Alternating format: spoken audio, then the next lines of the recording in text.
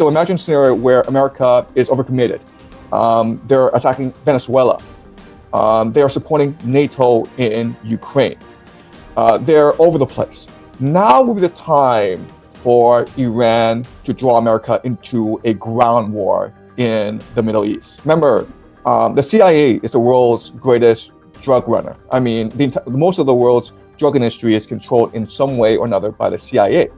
So when you say, when Donald Trump says, I'm going to go after the drug cartels in Venezuela, when he says, I'm going to go after drug cartels in Mexico, what he's really saying is, I'm going to go after certain factions of the CIA that I'm going to power struggle with. We also need to take into account secret societies.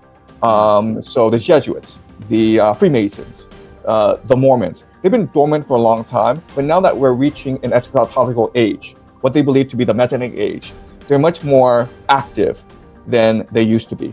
And these secret societies will be much more supportive of Trump because Trump would help them start World War III, which they believe is crucial in achieving their eschatology, in fulfilling biblical prophecy.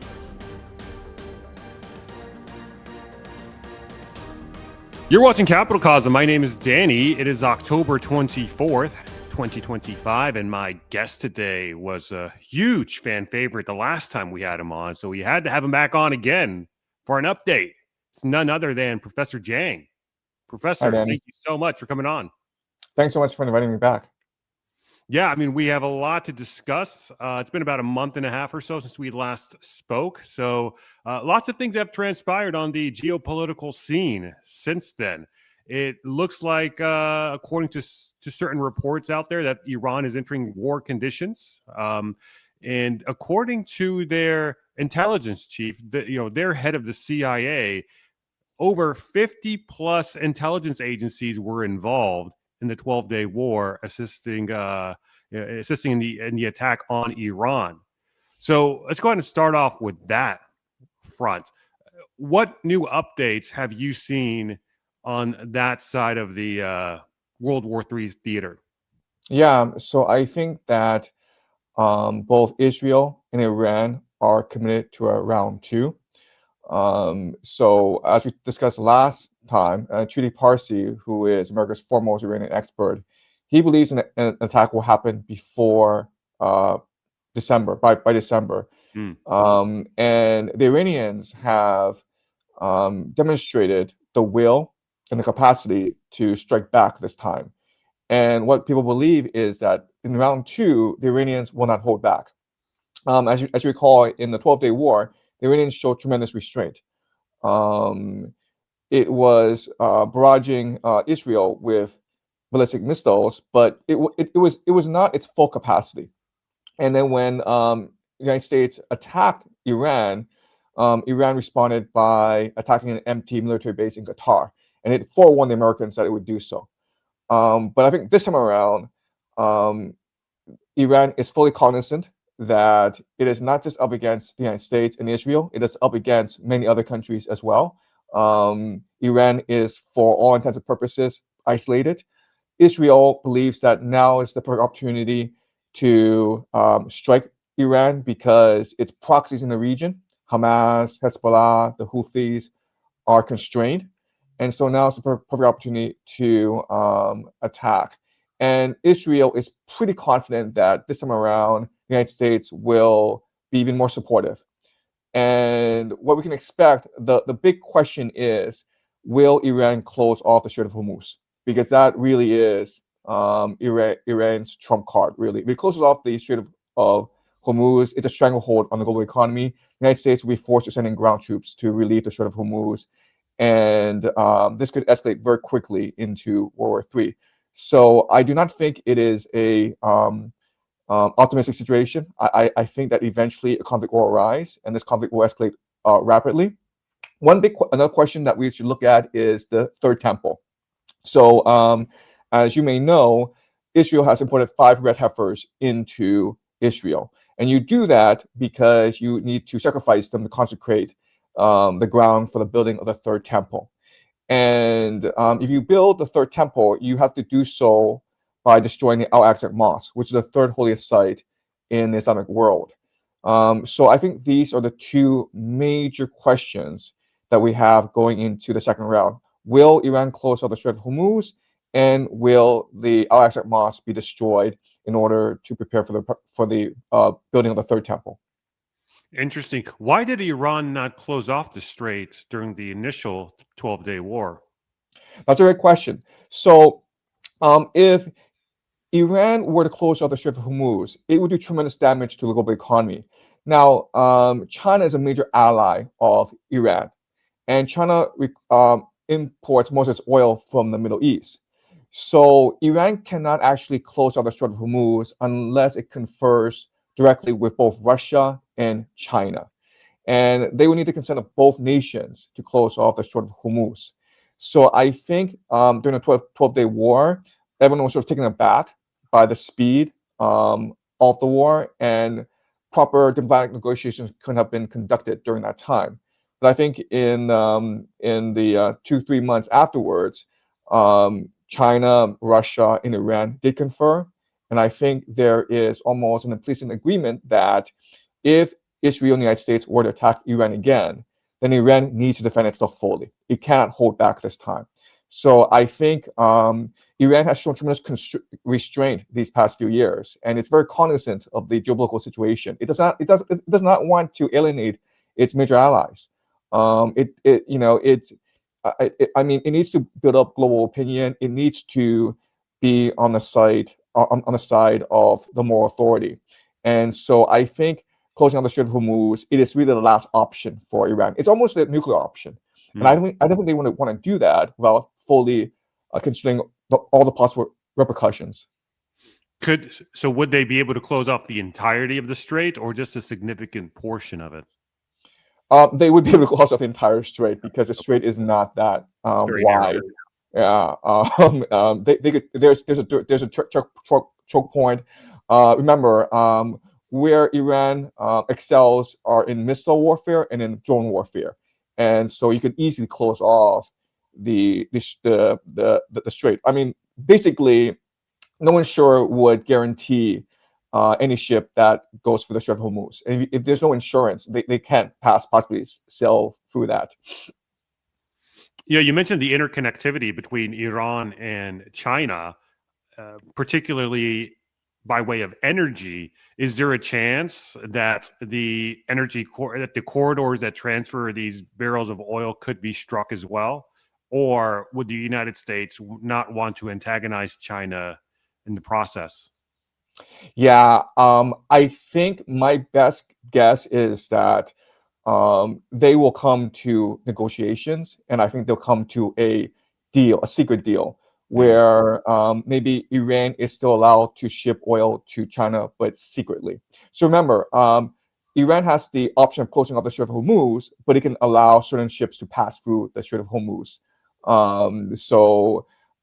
These things are extremely complicated. These different nation states are always discussing, negotiating behind closed doors all the time.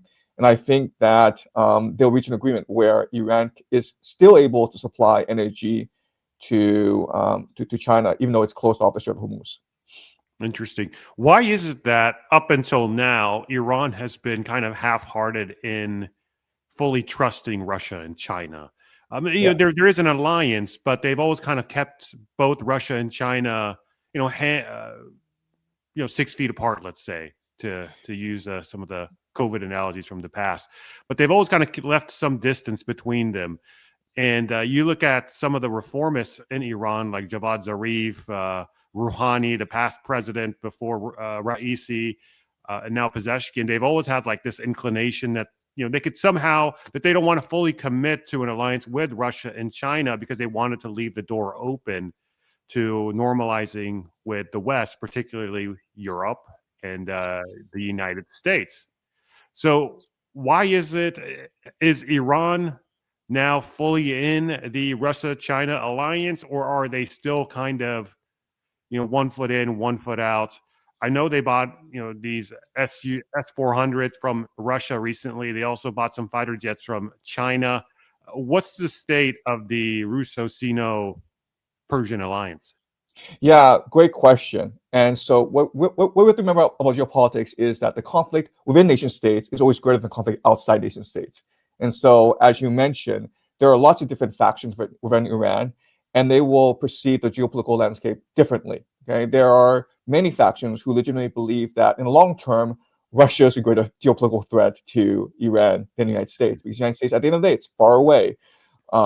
So you don't be too reliant on Russia. You don't be too reliant on China. Remember, these nations have tremendous national pride. Iran is the here to the Persian Empire, one of the greatest civilizations ever in human history. It's still a great civilization. So I don't think the Iranians would be happy being subordinate to the Russians or the Chinese. And so you have on one hand, these different factions in Iran who have different viewpoints about how to best navigate the geopolitical landscape. On the other hand, there was this long history of mistrust between Iran and Russia. Remember, Russia did invade Iran previously. It's a very complex issue. But I think we've reached a point where, after many years of negotiation, after many years of trying to negotiate with the Americans, the Iranians have recognized that there's no point in negotiating with the Americans. It seems that Israel and America, they are beholden to an eschatological framework that requires them to start World War III in the Middle East. There's no point in negotiations anymore. So let us, let's just finish this. Also, what's important for Iran is to rally its population. So, from a political perspective, you want to show the population that you've exhausted all options before you commit to war, right? So I think that Iran has been extremely generous, extremely tolerant, shown tremendous restraint these past 5 years. Whenever America has, given Iran a deal, and it could have been a deal that was not actually beneficial to Iran. Iran was always trying to take the deal. I mean, Iran was always trying to negotiate a agreement with America that would benefit both sides. And now that the treaty option has been taken off the table, and now that Europe has committed to snapback sanctions, then Iran has absolutely no choice but to commit to Russia and China. So do you also hold the view, as Trita Parsi, who we just interviewed a couple of weeks ago, by the way, thanks for the recommendation, do you also hold the view that a strike is imminent by, let's say, December? So I'm not as confident as he is on timing. I actually don't know where he got the December timing, but I think that the timing, the thing about Israel and America is they work on their own timeline. So they don't really factor in Iran's response. They will strike when they're ready to strike. And so, back to the principle that the conflict within nation states is greater than the conflict outside nation states. So I think that America, the different deep state factions, the military-industrial complex, they probably need to do some preparation. They probably need to negotiate amongst themselves when to best strike. And what's really interesting is that when they do strike, you'll find that there are some astrological elements to this. They care a lot about numerology. They care a lot about stars aligning, because in round two, they'll probably go all in. So round one, the 12-day war, that was just testing the waters, seeing where it would get you. I believe that Israel in the 12-day war really believed that with decapitation strikes, right, because they eliminated a lot of the Iranian top leadership, then the regime would fall naturally. And now what they've recognized is the regime is much more resilient, much more cohesive than they previously imagined. So now they need to fully commit. But when you commit to a war, then you want to make sure that the stars are aligned. So I think that there will be many factors before they decide to strike. But rest assured, they will strike. But they will strike at a time that they think is most beneficial to them. Interesting. You mentioned the decapitation strike from the 12-day war. And in the process, it seems like Israel was able to target some of these older generals. And in the process, they've made way for some of the younger blood to work their way up the ranks, who could potentially be more imaginative, potentially be less restrained. Do you have any insights in terms of who these newer blood that have come to replace the old guard since the 12-day war? Yeah, so I don't actually have insight into Iranian politics, but I completely agree with you that these decapitation strikes during the 12-day war, they were actually counterproductive from an American-Israeli point of view. Because remember, the military had become an occupied bureaucracy. And you had many, many generals who've been there for a long, long time. They were much more interested in protecting the political fiefdoms than they were actually innovating, preparing for a war with the United States. And now that they're gone, then you have a much more vibrant, much more dynamic, much more innovative generation coming up to replace them. And the other thing is that because of the 12-day war, the military now is much more cohesive, much more unified than it used to be. The Revolutionary Guards was one of the most corrupt institutions in Iran, and now that there's an existential crisis facing Iran, they really need to rally behind their leader. And so I think the Iranian system will be much more prepared. And I think that both the Americans and the Israelis will be surprised by the ferocity of the Iranian response. And if this thing does ignite, sometime soon between U.S., Israel, and Iran, does that imply that Iran's affiliates, aka Hezbollah and Houthis and all of the other ones, would be activated in their respective locations, or is this simply an Iran-centered conflict? Yeah, great question. So what I would say is that if I'm a military strategist in Iran, um, I have certain advantages. Okay, my first major advantage is that I can control the escalation ladder. Remember, my trump card is closing on the Strait of Hormuz. So I mean, Iran, Israel, the United States, they're bombing me because that's what they do, right? They'll do airstrikes. They won't actually do a ground invasion. And I can choose to moderate my response and calibrate my response in a way that can either prolong this war or quicken this war. Okay, so the timetable is something that Iran can control. So if I'm in Iran, Israel's not my problem, right? I mean, so what if I destroy Tel Aviv? Where does that get me? It gets me nothing, because at the end of the day, America is still around. America is intent on destroying me for various geopolitical reasons. And so I need to be able to knock down the American empire. And the only way I can do that is by coordinating with different powers. Okay, so imagine a scenario where America is overcommitted.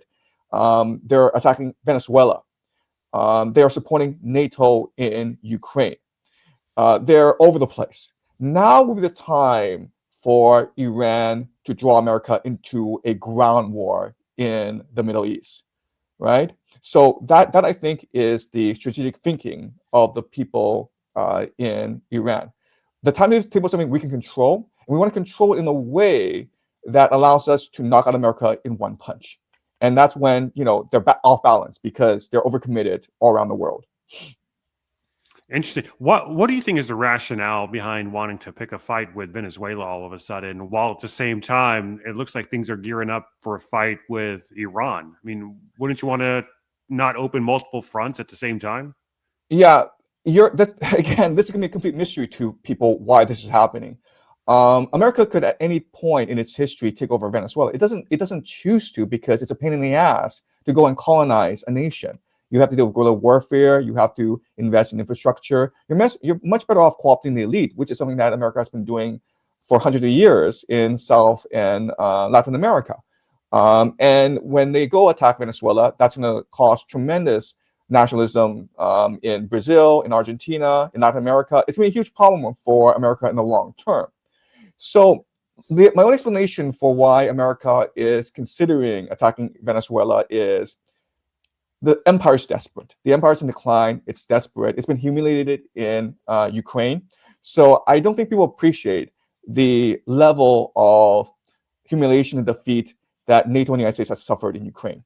Remember that NATO was supplying Ukraine with the most advanced weaponry, with targeting, with intelligence, with unlimited financing, with special forces. And Ukraine managed to lose between 1 to 2 million men. So Ukraine as a nation state is no longer viable. I hate to say this, but the war in Ukraine is over. NATO has been humiliated. And the American empire, the generals who run it, they can't stomach a defeat. So it's almost they want to lash out. It's almost like they've been humiliated in Ukraine, so they need to go beat someone up to show they're still in charge. That's my only my only explanation for what's happening. Otherwise, it's hard for me to explain why they're doing this. Now, people say that Venezuela has the world's largest reserve of oil. I understand that, but why haven't they tapped into it? Because it's hard to access. It's hard to access, and the oil needs to be processed as well. So it's a huge capital investment to go and try to tap Venezuela's oil, and that's why they haven't really invested that much in doing so so far. So even if America were to take over Venezuela, it would need to spend a lot of time, a lot of energy, a lot of resources to tap the natural wealth of Venezuela, and that's why they haven't done it so far. So it's hard for me to explain what's happening in Venezuela. Yeah, and it seems like if they're able to topple Venezuela, wouldn't the next target be Cuba and then Nicaragua, maybe even Brazil? Well, yeah, because you're going to have insurgencies throughout the South America. Right now there is almost an understanding between Latin America, South America, and the United States, where the empire doesn't invade you, but you pay tribute to the empire, and that's a sort of an implicit agreement. But if the United States and you go invade other countries for no particular reason, then that incentivizes other nations to disobey you and to fight back, to no longer pay tribute to you, and so. It's very hard for me to understand why they're doing this in Venezuela. And I think that if they were to actually strike Venezuela, it's gonna create a domino effect. I mean, it will be a domino effect where, as you say, all these other nations will sort of strike back, and America now has to go send troops to Mexico, to Cuba, everywhere basically. All right, quick break here, because if you're buying gold or silver the normal way, you're probably overpaying by a lot. And that's because most retail dealers quietly tack on these huge markups, sometimes 10%, sometimes 20%, sometimes even 30%. And you don't even notice it. It's like paying $115 for a $100 bill. Doesn't make sense, right? So that's why I've been using the Bullion Standard Pro. It's a membership that basically lets you buy precious metals at real wholesale prices.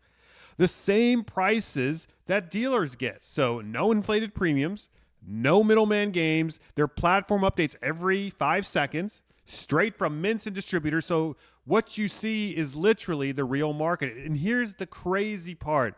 If you buy something like this gold American Eagle, here's the amount of money you're going to be saving at the time of this recording, at least. So it basically pays for itself multiple folds on many occasions, depending on what you buy. And if you want to try it out, they're hooking up my viewers with an exclusive 10% off their first month. Just use promo code COSM10 at checkout. That's COSM 10 at checkout. So if you're stacking, investing, or just tired of getting hit with hidden markups, check them out now. Bullion Standard Pro. Click on the link down below in the description box and use promo code COSM10. Now let's get back to the video. Yeah, because you do have this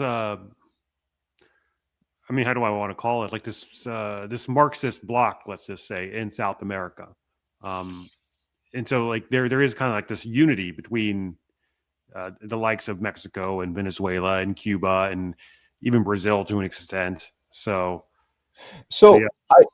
I think there's a different I think there's a different factor that we have not taken into account, which is the sort of like conflict among the different deep state factions in the United States. Remember, the CIA is the world's greatest drug runner. I mean, most of the world's drug industry is controlled in some way or another by the CIA. So when you say, when Donald Trump says, I'm going to go after the drug cartels in Venezuela, when he says, I'm going to go after drug cartels in Mexico, what he's really saying is, I'm going to go after certain factions of the CIA that I'm going to power struggle with. So I don't think this is something that will ever be known. But I think that's another factor where America, the deep state, there are different factions and they're in conflict with each other. What are the two main factions? Let's kind of like define the map here. What's the faction that Trump belongs to? What's the faction that he's opposed to? Well, I mean, the two main factions, of course, are the liberal establishment, the globalists, right? So this goes back to George H.W. Bush, the New World Order, and this global establishment elite is in cahoots with the City of London, Wall Street, and many elites within Europe, within China, within Russia, right? So these are people committed to globalization. And then the counter elite are those who are America first, who want to focus America's resources in rebuilding America and detach America from the global financial elite. So I'd say these are two major factions. I don't think it's that simple, but I think that for the purpose of analysis, you can make it that simple. And it seems like there's also like if you were to draw a Venn diagram, there's also like an intersection. Like there's like an intersection point where you have this other cohort of elites that just goes between each one, no matter, depending on who's in power. Because a lot of the people that Trump has in power or has affiliated with today, Elon Musk was a Democrat, right? He's talking to all these tech giants and Google and Facebook, Zuckerberg and Facebook, who were, they were part of the Democratic establishment. Now they've been brought into the Trump fold. So isn't there also like this, don't they also go where the wind blows as well? Yeah. So I think that what's happening here is conflict between the Wall Street financial elite and the Silicon Valley tech bros, right? So even though the Silicon Valley tech bros have more money, they're not as politically powerful as the Wall Street financial elite. And so they're trying to establish their own power base within Washington. And that will naturally lead to conflict with the Wall Street elite. And Trump is a champion. But as you point out, it's a very dynamic and fluid situation. People like Peter Thiel, Elon Musk, Mark Zuckerberg, they don't have any loyalties except to themselves. So it's a very fluid situation. What I will also say is we also need to take into account secret societies. So the Jesuits, the Freemasons, the Mormons, they've been dormant for a long time, but now that we're reaching an eschatological age, what they believe to be the Messianic age, they're much more active than they used to be. And these secret societies will be much more supportive of Trump because Trump would help them start World War III, which they believe is crucial in achieving their eschatology and fulfilling biblical prophecy. And Trump has been extremely supportive of Israel. So as you can see, it's a very complex situation in Washington.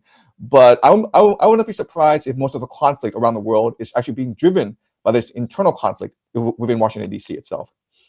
Is that because some of these Freemasons or Knights Templars believe that there's like this secret knowledge hidden underneath the Temple Mount? Is that like, they may not come from a Jewish background, but they have like this belief that, King Solomon's treasure or knowledge is buried underneath that mount over there? Right. So their eschatology is that if you meet certain conditions, you'll create heaven on earth. And different eschatological traditions have different understanding of that, right? So for the Freemasons, what they want is a world government based in Jerusalem. So they want to rebuild the Temple of Solomon, which they will call the Third Temple, and that will be their headquarters for the world government. And so they will unify the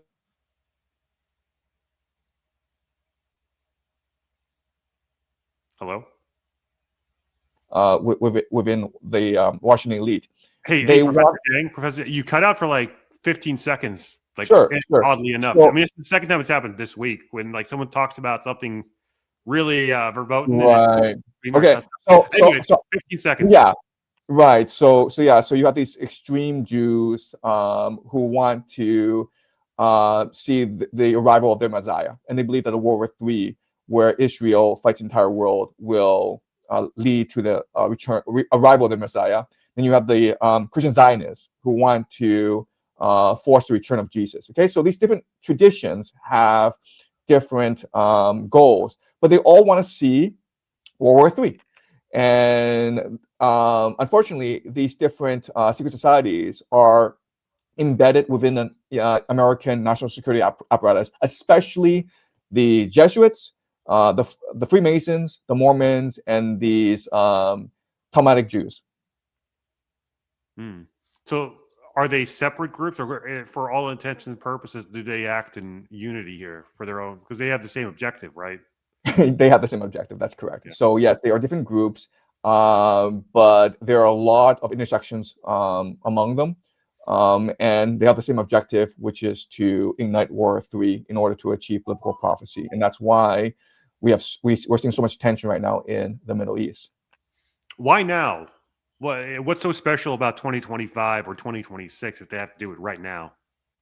Right. So I think that within Washington, D.C., within the American Empire, you always have these different competing factions, right? So previously, the most powerful faction was the liberal establishment global elite. And they had allies in China, in Russia, in Europe. And because the world seemed fine, they had sway, they had political power. But with Brexit, with the rise of Donald Trump, clearly the global elite, the global order is under strain. And so this creates opportunities for other groups to emerge and try to challenge the supremacy of the global financial elite, which is what's happening today. So it's really one of opportunism. These are secret societies that have been waiting for centuries to achieve their political vision. And now that the world is in chaos, they believe now is an opportunity to strike. And there are, listen, there are also elements within the national security apparatus in America that want to start a civil war in America.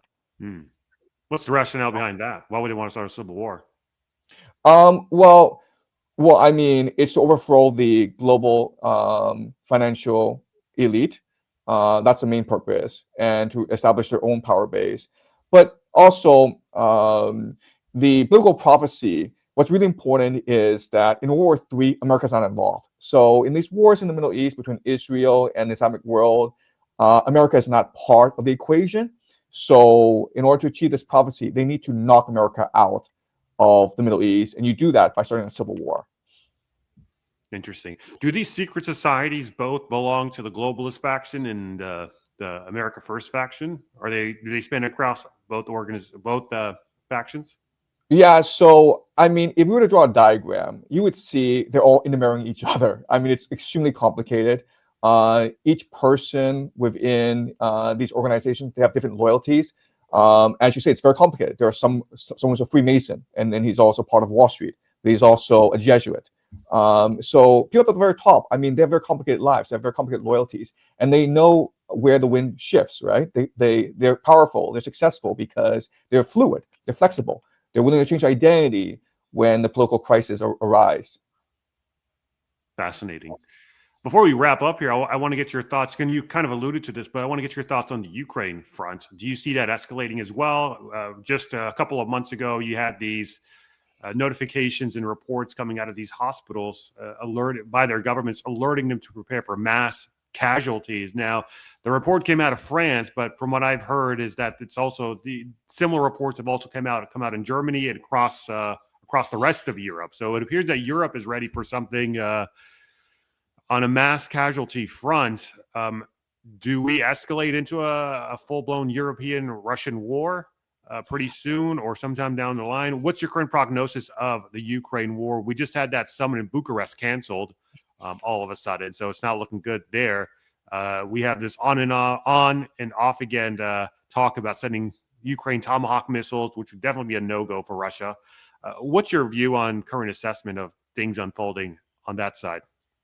I would say overall it's very pessimistic. If you analyze the situation in Moldova, they recently had these elections where a very pro-European politician won a very contested election, and Moldova could possibly be the 33rd member of NATO. I think that's on the horizon. Romania is preparing to draft young men to fight in Ukraine. So and then people talk about Kaliningrad, which is this Russian outpost in Europe. NATO has discussed possibly wargaming a siege on Kaliningrad. Then you have Transnistria, and it's possible NATO lays siege to Transnistria. So there are lots of possible flashpoints throughout Europe. My personal belief is that the conflict between NATO and Russia will converge in Odessa. I believe that both NATO and Russia see Odessa as a death trap for the other, in much the same way that Stalingrad was a death trap for the Germans. So what I think will happen is that Russia will slowly but methodically approach Odessa and then circle it. And then NATO will have to reinforce Odessa. But the reality is this: the reality is that if you just analyze the military situation in Ukraine, Russia has battlefield dominance because it controls artillery, it has air supremacy, and it has nuclear weapons. So there's only a certain escalation that NATO can achieve via Russia. It has to fight Russia in a ground war, and that's something that Russia excels at, and something that NATO is really bad at. If you just like look at the front lines, these Russian soldiers have extremely high morale, and they feel as though they're fighting a war for civilization. And what's amazing about these Russian soldiers on the front lines is how innovative they are. So they're fighting wars with motorcycles. Ukraine used a lot of drones, and so they're using like thermal cloaking, right? Just a suit, a coat, and it shows you the tenacity, the innovativeness, and the energy of the average Russian soldier. On the other hand, in Ukraine, you have high desertion rates. You have all these stories of men being abducted on the streets in Ukraine. So the situation in Ukraine is hopeless. And if you bring in European soldiers, it's not going to improve the situation. They say that America is going to fight Russia and Ukraine to the last Ukrainian. Well, it's possible that America will now fight Russia and Ukraine to the last European. It is not an optimistic situation for NATO, but because NATO is beholden to America, and because America doesn't really see any consequences in fighting Russia. From the perspective of America, it doesn't matter that all these Russians, all these Europeans, all these Ukrainians are dying because it's their war. And so I'm draining the resources of both Russia and Europe. And so it's a very cynical, almost cannibalistic attitude. But that's the one that American policymakers have taken, and it's something that they can enforce because they are the empire. Yeah, and to kind of tie it back into your earlier insights about these different factions, we do have like this string where it connects Russia with the pro-America faction or the sovereigntist faction in America, but it appears that Russia's at war with the globalist faction. You look at China. China appears to be more allied with the globalists as opposed to the America First group. I mean, let me correct me if I'm wrong, but how can Russia and China both be allies if they're not in cahoots, but in some sort of linking with the opposing faction of the other side's enemy? Right. So great question, great point. So what I will say is, again, these different factions are fighting against each other. They're not fighting against nation states. So remember, in mid-August, Trump and Putin met in Alaska, and they accomplished absolutely nothing. In fact, the global situation got even worse after Alaska. After Alaska, Trump started to threaten Venezuela.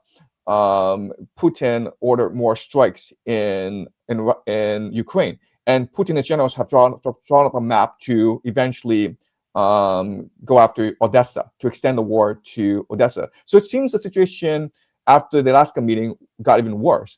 But it's because we think that Trump and Putin went to Alaska to discuss peace. But if you change your mindset and you said they went to Alaska to discuss war, then it makes a lot more sense. And why would they do that? Because both Putin and Trump are fighting the global financial elite. They both believe that the global financial elite are parasites on their nation state, on their people. And this war will eventually expose the global financial elite, and it will bankrupt and destroy the global financial elite. So it is in the best interest of both Trump and Putin to draw these wars out as long as possible. Right. So Russia and Trump are fighting the financial elite, the global financial elite. Is China allied with the global financial elite, or are they also fighting them? But if they are, then why are they antagonists? Why is Trump not as cordial with them as he is with Putin? Right. So I think that Trump is a consummate showman. That's something that he excels at. He excels at attention capture, at creating a reality TV show for everyone. And one thing that Trump understands is the basis for any good television show is pacing and conflict, right? So before Trump's meeting with Putin, he played up the fact that he was best friends with Putin, and then the Alaska meeting achieved nothing, and then he started to insult Putin. So what Trump actually says and does is not relevant. What's relevant is what is in his best interest, what is in the best interest of his faction. So what we're seeing between Trump and China, it's just drama. Eventually, Trump and President Xi, they're going to sign a major deal, major economic deal that signals a rapprochement between China and the United States. And the reason why is Trump, Putin, and President Xi all have the same interest in asserting their national sovereignty and diminishing the power of the global financial elite. And so these three individuals will help each other. They are the three which I call the new triumvirate. These three are really the triumvirate. And what you'll see is massive coordination among these three as the years go by. Maybe it doesn't really benefit their nation state, but again, remember, their objective is not to destroy each other. Their objective is to sort of destroy the parasites within their own nation states. And the parasites, from their perspective, are the global financial elite, which cause massive financial speculation that bankrupts their nation, but which profits a minority of people who are transnational and who have actually no loyalty to any nation state whatsoever. Interesting. So can Russia and China be fully in line with Iran if Iran is on the, to paraphrase, is on the shit list of Donald Trump's naughty list, let's say? How can Russia and China be friends with Iran, but at the same time try to be friends with Trump, but Trump is enemies with Iran at the same time? How do we? Yeah. So Trump doesn't really care about Iran.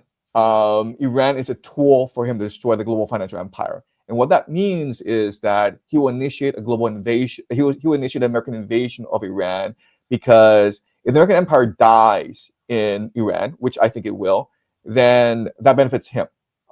His political faction now has more sway in Washington, D.C., because the global establishment elite has been discredited for launching wars. Remember, Americans think that Trump is under the control of the global establishment elite, the neocons, right? So if a war happens in Iran, Trump's not going to get the blame. It's these neocons. It's the deep state. It's the military-industrial complex that's going to get the blame, and that's going to give Trump a lot more political power and leverage in Washington, D.C. to promote his own domestic agenda, which is to basically make himself king. Oh, interesting. So you think he'll do another term, or you think he'll become a permanent fixture in the presidency? Well, I mean, look, he's rebuilding the White House, and they say that's going to take a long time. He has said to many people that he will do a third term. It seems, I mean, and look how energetic he is. Look how enthusiastic. Look how much he's done so far. He sent National Guard troops everywhere. There's talk that National Guard will be deployed to deal with civil unrest by next year. I mean, just track what he does. It seems to me he's clearly intent on a third term. And if I were a betting man, I'm not a betting man, by the way, but if I'm a betting man, I would bet that he will get a third term. I see. What sort of reason for civil unrest could we see next year? Because there was that leaked memo, I believe, from I can't remember what department of the military it was from. I believe it was the National Guard, actually, detailing preparations for civil unrest in 2026. There was no comments made by Department of War Chief Pete Hegseth, though. But if you were to kind of speculate, what kind of conditions would you see next year in 2026 that would elicit the need for National Guards on the street to bring down civil unrest? Sure, there are lots of different possibilities. Okay, I think the most obvious possibility is that Trump arrests a lot of powerful politicians, like John Podesta. I think John Podesta, who is one of the top leaders of the Democratic Party, he's on the hit list for Trump. Mm-hmm. Trump has already gone after James Comey, after John Bolton, and there's a long list of enemies that he wants to go after. And John Podesta is a very powerful kingmaker in the Democratic Party. Remember that both the Democratic Party and the Republican Party, they have their own militias. The Democratic Party have Antifa. The Republicans have, these white supremacist organizations, the Proud Boys or whatever. And so if there's a situation in which Democratic leaders are being arrested by Trump, then this could have spillover effects on the streets where Antifa is rioting, and then the National Guard has to go in and start cracking heads, restoring order. And so that's one possibility. Another possibility is that the United States is launching wars everywhere: Venezuela, Iran, Ukraine, and now they're drafting young men. And we can expect massive protests, very much reminiscent of the Vietnam era, where young men refuse to fight, and so the National Guard has to go in and arrest them. So I think these are the two most likely possibilities. I see. Well, Professor, I think we've covered a pretty wide landscape of topics. Anything else you want to talk about that we didn't get into before we close things out? Yeah, so I think that later this month, President Xi and Donald Trump and President Trump will meet in South Korea, and there's a state visit scheduled for early next year. So I think one area I'm optimistic about is a rapprochement between China and the United States. I think that President Trump and President Xi have a great interpersonal relationship.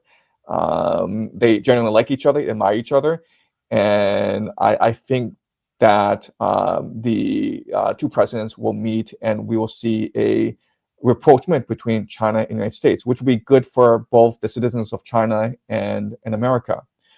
But that does not mean there'll be peace in Southeast Asia, because North Korea will always be the wild card.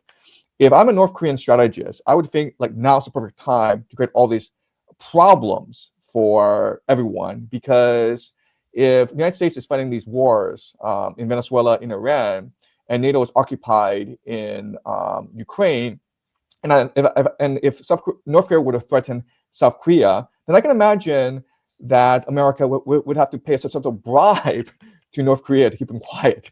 So if I'm a North Korean strategist, I would use this opportunity to cause as much trouble as possible. But I think that both the United States and China are status quo powers. They like the situation as it is, and they want to focus on peace and prosperity for the people. Well, I guess we'll see how things play out. Hopefully we can have you on before the end of the year. We definitely love your update before we head on over to 2026. Professor Jiang, go ahead and tell us where people can find you.